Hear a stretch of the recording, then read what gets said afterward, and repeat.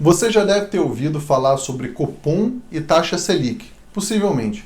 Toda vez que você vir no Jornal Nacional, na internet ou qualquer pessoa falando sobre esses dois temas, é importante que você saiba o que significam. Bom, o Copom é o Comitê de Política Monetária, é um órgão ligado ao Banco Central que a cada 45 dias define a taxa Selic. O que é a taxa Selic?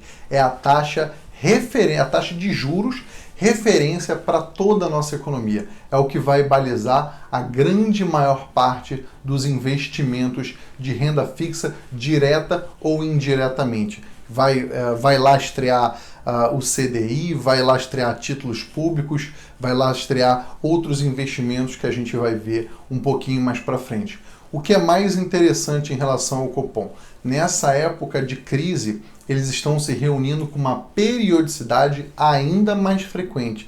A gente viu que agora em maio, e você pode acompanhar no gráfico do próximo slide, em maio nós caímos para a menor taxa referência da história, apenas 3%. Há não mais que 20 anos, a gente já chegou a uma taxa de 25%. Mas vamos lá. O Copom é um conselho formado por muitas pessoas super importantes aqui, definidas e tudo mais, que eles tentam balizar a nossa economia, tentam controlar a nossa economia através da política monetária. Então, o que acontece? A cada 45 dias, novamente, a gente tem deu um encurtamento durante essa crise, porque o desespero era grande, não sabia o que a gente podia fazer. Eles ficam definindo em termos percentuais qual é a taxa Selic. Depois que você tem essa questão de ter a menor taxa dos últimos anos, é importante a gente saber qual é a diferença entre uma taxa Selic pequena e uma taxa Selic mais alta.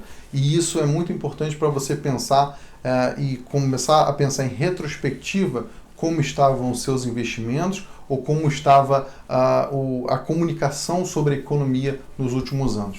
Vocês devem se lembrar que mais ou menos no governo Dilma, no governo Lula, a taxa Selic estava em torno de 14%, 15% e muitos investimentos davam em torno de 1% de taxa de juros ao mês.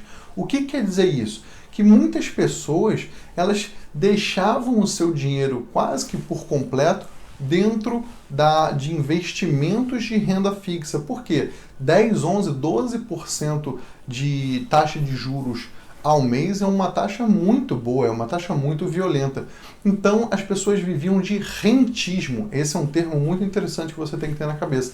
Eles simplesmente deixavam dinheiro e ficavam tirando 1%, 1,2% do capital aplicado por mês. O que faz uma taxa de juros baixa para a economia? Bom, as pessoas começam a tirar os seus investimentos de renda fixa e colocarem investimentos um pouco mais de risco, seja bolsa de valores, seja mesmo montando um novo negócio, montando uma loja, montando uma lanchonete e tudo mais.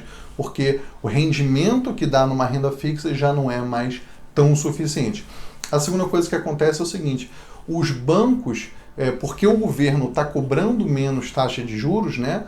Os bancos também tendem a baixar suas taxas de juros e mais pessoas vão conseguir pegar empréstimos a uma taxa muito menor, então ficam com mais dinheiro circulando na economia.